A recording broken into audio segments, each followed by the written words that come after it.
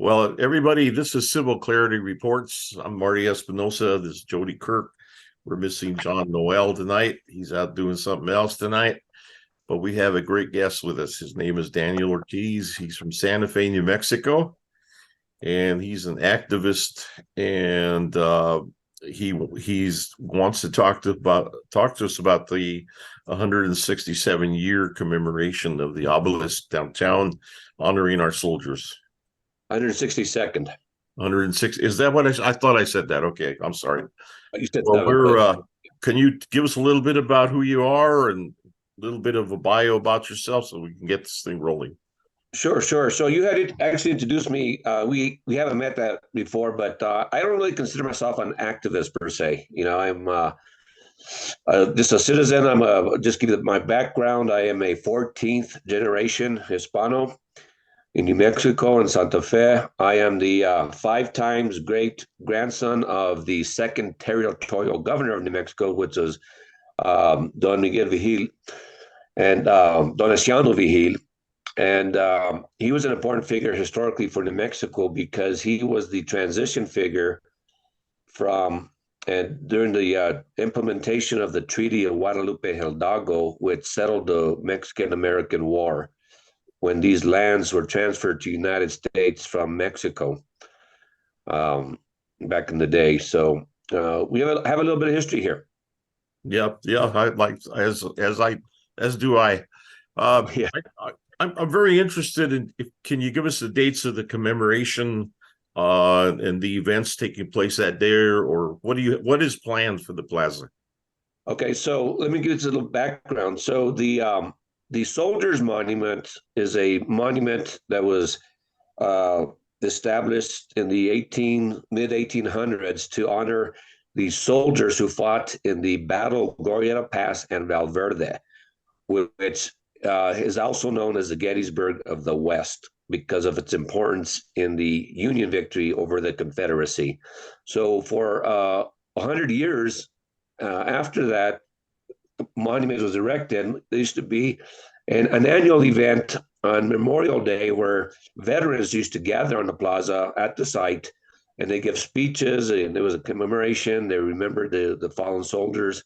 So that tradition died out during the First World War. So we decided, a couple of individuals, after the monument was torn down, a couple of individuals and groups decided to resurrect that tradition. So we are honoring, it's the 162nd anniversary of that battle, Glorieta Pass and Valverde, from the Civil War. Okay, and what support do you have for that event from the veterans groups, from other groups in Santa Fe and the area there? Well, tremendous support. So I started an umbrella organization because there was a lot of people in the old Santa Fe families and people actually, and some newcomers alike, who were not happy with the cancel culture that came to Santa Fe. The Soldiers Monument was taken down, but that's not the only thing that's taken down. The mayor took away the statue of the founder of Santa Fe, which was Don Diego de Vargas, from a park. They've been changing schools. My junior high, De Vargas Junior High, they changed the name to Milagro Middle School. So there's a lot of changes. So I started an umbrella organization so that people can come together and have some leadership. It's called the Hispanic Anti-Defamation Association. And we've got a tremendous support, but we also, as far as our event, it is also co-sponsored by the Unión Protectiva de Santa Fe, which is a 100-plus-year-old civil rights organization. It was established in 1915. We have sponsored by the VFW, Veterans of Foreign Wars, the Vietnam War Motorcycle Club veterans, the American Legion, and the Department of Veterans Affairs. So we have got quite a few. And last year we also had the attendance of the Buffalo Soldiers Motorcycle Club. So a lot of veterans groups, because these, at the end of the day, we are honoring veterans. Fantastic. Now, how about from the city? Any support from the city? I know. Yeah, we invited the city councilors, and we might have one or two there, but for the city, no, the city wants. When we say the city, we're really talking about the mayor, because the mayor controls everything, and he doesn't want that monument rebuilt. So no, there's no support from the city whatsoever. Wow, how does that make you feel? That do you feel as that it's a total uphill battle for you for Santa Fe to get that thing back up again, or what's it going to take to get that put back? Okay, so yes, initially, I mean, it was an uphill battle because once they tore it down, there's a term in law, possession is three-fourths of the law. Right. And so once they already tore it down, the mayor and the radical groups that tore it down, I mean, they really accomplished their mission in the short run. But what is not well known is I mentioned the organization Unión Protectiva de Santa Fe. So the Unión Protectiva actually filed a lawsuit against the city and the mayor, requiring them to replace the monument. And here's why.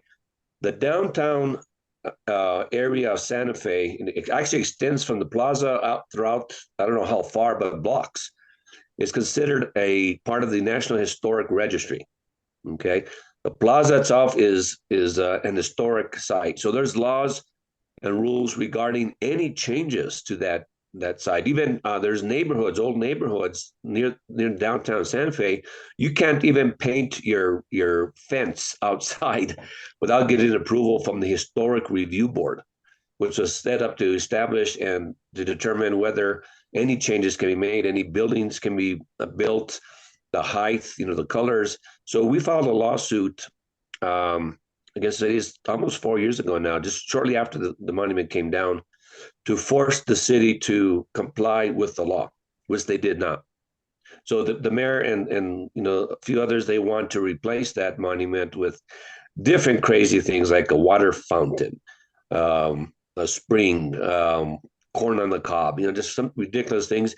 And once again, you just can't, in downtown Santa Fe, you just can't just put anything on the plaza or in that historic site. So we're very pleased with the progress of the lawsuit. The mayor was just deposed recently, and he said some things that basically he was caught in a lie.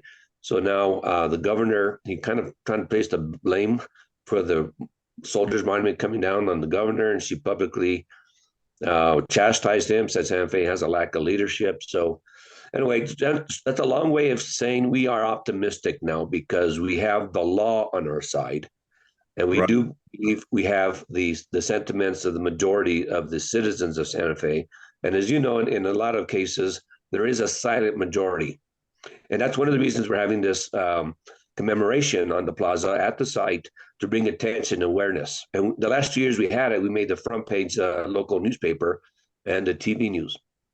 As it stands right now, how many commitments do you have that you've seen that are going to go join you on the 23rd?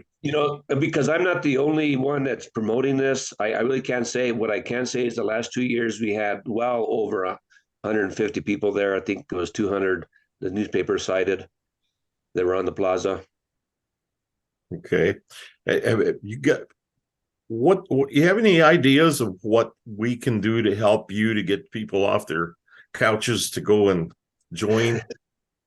Yeah, well, what do you have what in you're mind? doing now, yeah, just share. There's a lot of different ways to get people out. What I found in my business career, what gets people out most is a personal contact, a personal request, getting on the phone with somebody and say, we need you to do this. Get out there, bring your friends and family. So we have posters. I'm going to put up here on the.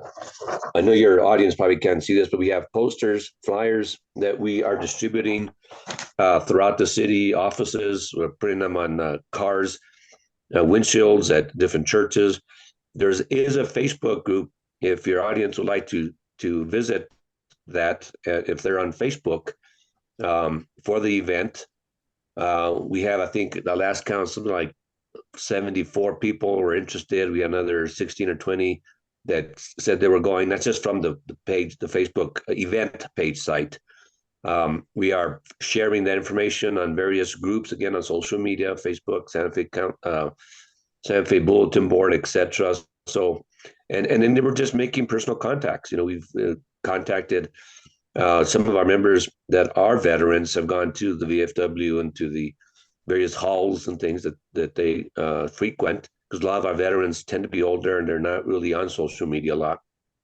So there's a lot of different ways we're doing this. We're doing everything we can. And what We about also have like with we also have a schools? YouTube we also have a YouTube video Okay, as well. So, and I think I shared that with you. you did, and I'm Yeah, sharing that with a lot of people.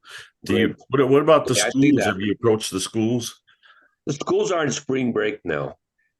And so what we are doing is we're asking people that have kids to bring their children, bring their kids, bring their um,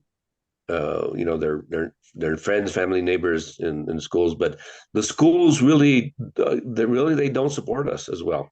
They wanted to get the school board. I don't know if you were aware, tried to get the Fiesta council, or the Fiesta court rather, out of the schools every year during the annual Fiestas de Santa Fe, which is the oldest continuous community celebration in the country. It's been going on for over 300 years. They're trying to get it out of the schools, because traditionally they would visit schools and dance and share about the story of Don Diego de Vargas and the peaceful reconquest of Santa Fe after the Pueblo Revolt, aka massacre. Exactly. So what? Are you going to have speakers that Oh day? yes, yes. What So about the? Excuse me. What about the Medal of Honor winner? I forget his name. Uh, yeah, is he going to you be know there? that's a good question. That hasn't come up as yet. I'll tell you what the speakers are, because part of our challenge, and actually once we um, is education. A lot of people don't know what the soldier monument is about. We were never taught about the Battle of Glorieta Pass and Valverde in school, which is No. odd, because it was what the third most significant battle of the Civil War. If the Confederacy had won, and basically, just for your audience who don't know the story, during the Civil War, the South and the North were competing to gain allies. So there was still a lot of the Western territory that weren't states yet, and those that were states, the Confederacy were trying to get them on their side to become slave states, and the Union wanted to be non-slave states. So the Confederacy sent a delegation from Texas to come west Mhm. to take over the New Mexico territory. New Mexico was not a state then; it was still a territory. To come west and onto Colorado to take over the silver mines, and then on to California to take over the gold mines there. And if that had happened, if the Confederacy had succeeded in doing that, our country today would look very different. So that's why the battle is so important. The victory by New Mexicans, primarily New Mexico, there was a contingent from Colorado as well. But that's why that battle was so important. Yes, it was. So, yeah, and so in addition to what you had asked, we have press releases that are going out. We have so education is part of what we're doing and why we doing this event. So we will have an opening blessing by a priest. We have various speakers, but our main speaker this year is historian Dr. Tomas Chavez, who's very well known, very well respected, and I believe he was the first curator of the New Mexico History Museum. So he's going to give a little speech about the battle of Glorieta Pass and Excellent. Valverde. We will, Excellent. we will have a representative of a woman, I forget her name, chaplain, who is going to talk about the Buffalo Soldiers. Now, the reason that's important, the Buffalo Soldiers were a contingent of African American soldiers. Now, they weren't involved in the Battle of Glorieta Pass and Valverde. However, there is a plaque that was added after the monument was erected to honor other soldiers who fought in other battles. And then the language says to fight against the savage Indians, right? And of course, in the 1800s, the word savage meant something different than it does today. It meant more or less wild or not domesticated. But the Union soldiers that fought against the Indians were buffalo soldiers. Right, right. All over the West, actually. Yeah, yeah. Yeah, there was even some here in Oklahoma, that Okay, I'm sure. settled in here in the Cherokee Nation. So they were very instrumental. Um, I'm going to ask you about the obelisk itself, okay, and the controversy. Was there a reconciliation group that was put together to discuss that? That sounds like a big old woke phony deal. What was that all about? Well, that's a good way of putting it. It was a woke phony deal. So the so again, the mayor doesn't want this obelisk to stand in anything that has to do with Spanish history. So they hired a organization which was a woke organization. Uh, uh, there's some art group, and they decided to allocate $250,000 from the city budget to create what they call a chart. CHART. C stands for culture, A history, A art, R reconciliation, and T truth. And their ostensible goal was to bring people of the community together through a process to have reconciliation. And it was just a farce. It was a total farce. They tried to force the art on us from the very beginning. I mean, they would have walks along the Santa Fe River to talk about the water, and they had face painting for kids, and they had roundtable discussions. But of course, we couldn't speak. We can only share your feelings. It was a total farce, and it was a fiasco.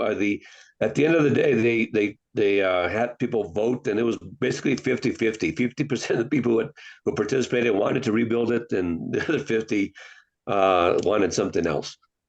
I have another question, and it's kind of like Artful Life was the name of the organization. Artful Life. Art for Life. Artful Life. Artful so, Life. So Yeah. their bias was against art. They wanted us to reimagine the plaza. Yeah. Reimagine. That's the word. That's Yes, the word. You're trying to say they were looking for that kumbaya moment. There you go. There you go. Yeah. That's exactly what it is. And the thing is, they didn't get it. The mayor didn't get it. It was a fiasco. It was a total waste of time and money. I got another question to ask you. I don't live in Santa Fe, but I know a lot of people there. I have a lot of relatives there, friends. And I was well established when I was living there. I don't understand the past and maybe the present, but the past, because I've known some of the city councilors. Why haven't they stood up for what's going on? Why do they go along with it? It seems to me that they're going along with it, with the obelisk being down and all the controversy. Yeah, because you have to realize in any legislative body, virtually, I can't say for sure, but even it could be in the U.S. Congress or any state legislature and in city council, most of those councilors see themselves being the mayor one day, right? Yeah. And so, I mean, that's basically it. So it's politics, but also the politics in the country has changed. When we grew up, there used to be conservatives and liberals, and then some people in between, and they fought, they disagreed, but at some point they come to some compromise and to get together. But ever since the woke, we call them the woke left, which is really our radical, it wasn't enough for them to be liberal. Now they're so-called progressive, which I think was genius on their part, because it sounds like a good idea to be progressive, but really what it means is leftist and woke. And they see the world basically black and white. It's victims and victimizers, colonizers and colonists, or those colonized. And a lot of the city council, we have our supporters, but a lot of them, some of them are not from Santa Fe, so they came with preconceived ideas. That was going to be my question, is how many of them are from here versus how many of them are from out of state? I would say 50-50. Yeah. Wow. About 50-50. Yeah. And that's changing rapidly in their favor, right? Oh, absolutely. Well, I've talked. We in our group we have we're a nonpartisan organization, and we have people from both sides of the aisle that are supporting us in rebuilding the obelisk, and we do have some newcomers alike. But a lot of the old time Democrats in our organization tell me they don't recognize the Democratic Party anymore. When they go to the meetings, it's all woke out of staters. Yeah. Yeah. Yeah. And they really see the Hispanics. They see themselves as the great white saviors. That's the best way I can put it. Yeah, They you're see, exactly right. You're exactly right. They tell yeah, you that you're a racist because you have a certain thought pattern, and it's usually white people saying, and I'm not attacking them. I'm just saying this is what's going on. They're telling us, me, this brown guy, that I'm a racist, right, and that white people are racist. They're speaking for the black people who are not saying it. right. People are trying to get along Exactly. and live, and we're being told that we have to think this way, and that's what's going on in Santa Fe. Because I'll tell you something, Daniel. I grew up in Santa Fe, and it was God, family, and then it was the local politics. That's really what Santa Fe was about. Jobs, of course, but Yeah, but Democrats and Republicans were like getting along. They would work together. I remember Manuel Lujan. yes, He would help anybody that walked into his office, that's right, and he didn't care who you were. He'd help you. right. And that's what kept him going for many years. They cross over to vote for him. Now it seems like in Santa Fe, people vote straight Democrat. Just Yes. boom, they go pull that handle. It's straight Democrat. Well, and it's even more complicated than that because now they instituted, and this is how Alan Weber became mayor. He was the first mayor to be voted in under the rank choice voting system. So what that means, that's rank choice is implemented in different parts of the country. But what rank choice means is it's not who gets the most votes anymore.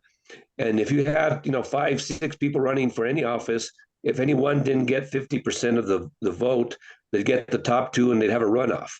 Well, under ranked choice, you can have, somebody win the election with 30% of the vote, because they do under ranked choice is you vote for more than one person. And then at the end of the day, the individuals who got the least amount of votes, they kick them off and they allocate those votes to the next person above them, and they keep going until somebody is declared a winner, which is a crazy way to elect anybody.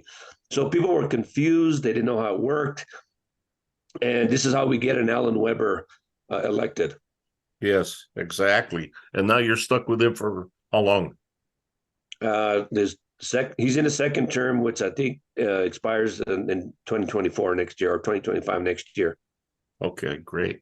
Yeah, sounds good. Well, let me also step back, because you talk about this woke mentality, and what they're doing, and this made the headline in the newspaper last year when I said they're trying to hijack our history, and by that I mean they're, as you said, you nailed it. They're trying to label us as white supremacists. Well, you can't have a bunch of Hispanics, Mexican Americans at the time fighting against the Confederacy, call them white supremacists.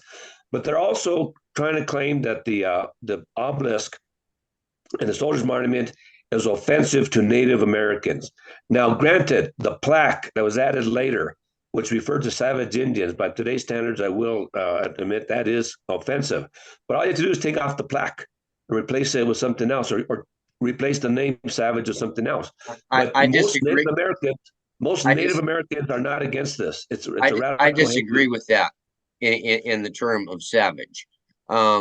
Europeans were referred to as barbarians. Okay. Mm-hmm. We still hold that name. We still hold pride with that. The name savage means that you were a tough enemy. Okay. It doesn't mean you were the wussy over there in the woods. It means you were a badass. So the word savage is being taken out of context as, oh, that diminishes me somehow. And it doesn't. It's just a bunch of woke nonsense. that Yep. their feelings are being hurt by your words. Right. Yeah. Yeah, I agree. Yeah. It's revisionist history. It what is. Yeah. Yeah. And But there's a lot of but the trying to bottom line change is the terminology. but the bottom Yeah. line is a lot of these woke people are trying to make it a defense on their part of natives and natives pride, Native American pride and Native American history. And you come from Santa Fe, you know, the natives and the Hispanics made peace 300 years ago. That's why we have fiestas. That's right. That's right. You know, so it's Yeah. not a native versus Hispanic or a white versus red thing. It's not at all. Well, this is being stirred up by specific groups. One out of South Dakota, the Three Sisters organization, and then there's another one that's involved that are specifically targeting Yes, that's Red this Nation. entire area Yeah. and creating that type of havoc. So Yes. So That's really what it is. Yes. And the Daniel, newcomers that come to Santa Fe, they don't make the distinction. They don't know that they think, oh, they're Native Americans, so they would represent all Native Americans. They don't. yeah, Right. that's true. How do people sign up to be in your anti-defamation group? So, you know, we're getting all our paperwork. We're a 501c4 entity. Right. So we have to submit, you know, minutes and board and all that stuff, you know, to get our status. So I would just say, just stay tuned and look and go on Google and look us up.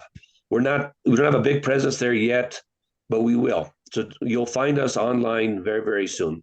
Are you hand in hand with Unión Protectiva with Virgil? Yeah, yeah. Virgil's my cousin, my primo.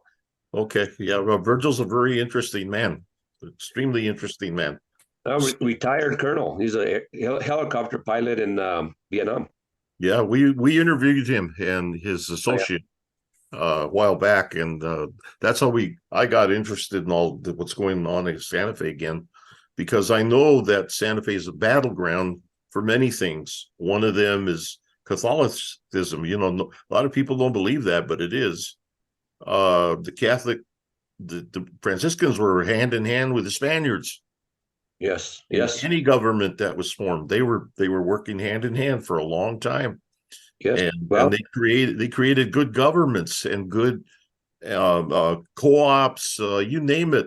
The Spaniards universities, yes, and universities. that's actually thanks to Queen Isabella. I mean, it goes to day one. She mandated, because her goal was to spread Christianity, and so she mandated that the friars, the priesthood, went on every expedition. Yes. So they were responsible, yes, for the mission system, but also the universities. I think there's something like 20 universities in the Western Hemisphere that are founded by the Spanish. Yep. They allowed any race, creed, or gender to enroll in those universities. That's exactly right. They had several in Mexico before the revolutions and they were taken over by the government. But we need to hammer that. We need them out there, right? We need them there. Yeah, I mean, if you love your city, if you love your community, and you're not happy with what's going on, you can change it. You know, everybody can change it, even if it's just showing up to show your support. Show your support for our history and show your support against woke mayors and outsiders who want to change us.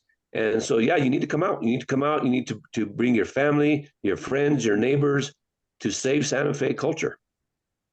Tell us, Daniel, how you feel personally about everything that's going on in Centotaph. I'm not talking about the political. How does it make you feel as a father, you know, a brother, a son, you know, uncle? How does it make you feel as a man being in Santa Fe, facing all of these things that shouldn't be? You know, it's surreal. Let me tell you why. You know, Santa Fe is a beloved city. Even people come here that's never been here, they fall in love with the city. But we're losing that. We're losing the cult. We're losing the reason why Santa Fe is so special. And outsiders are trying to impose their values and what they believe Santa Fe should be, which is basically a Disneyland of the Southwest. You know, they want generic. And, you know, even what's happening now, the part of the mayor's agenda Santa Fe, actually, the official name is La Via Real de la Santa Fe de San Francisco de Asís.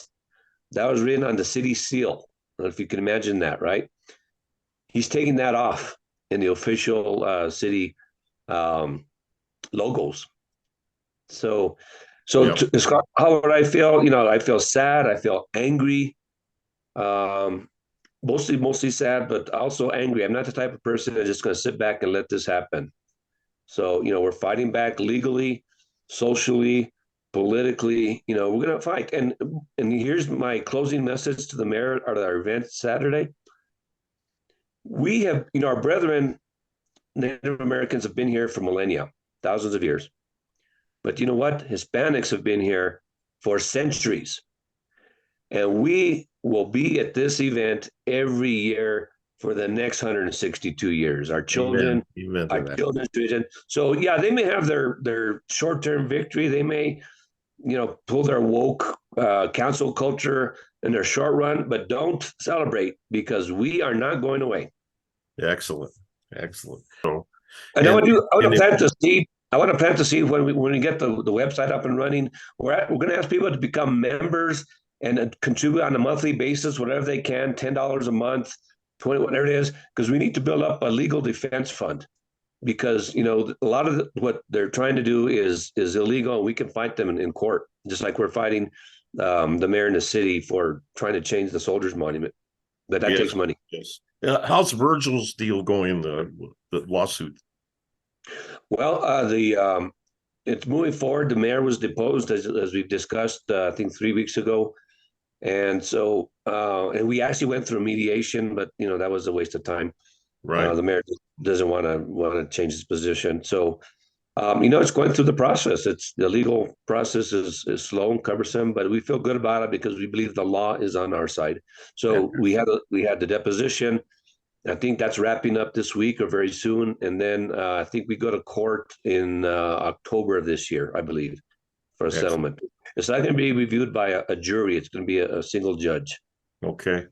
Yeah. That March 23rd, 12 noon at the plaza. And thank you very much, Daniel Ortiz, for being on our program tonight. And God bless you. My pleasure. God bless you. Thank you. Que Dios te bendiga. Give you a Cristo Rey. Amen. Amen.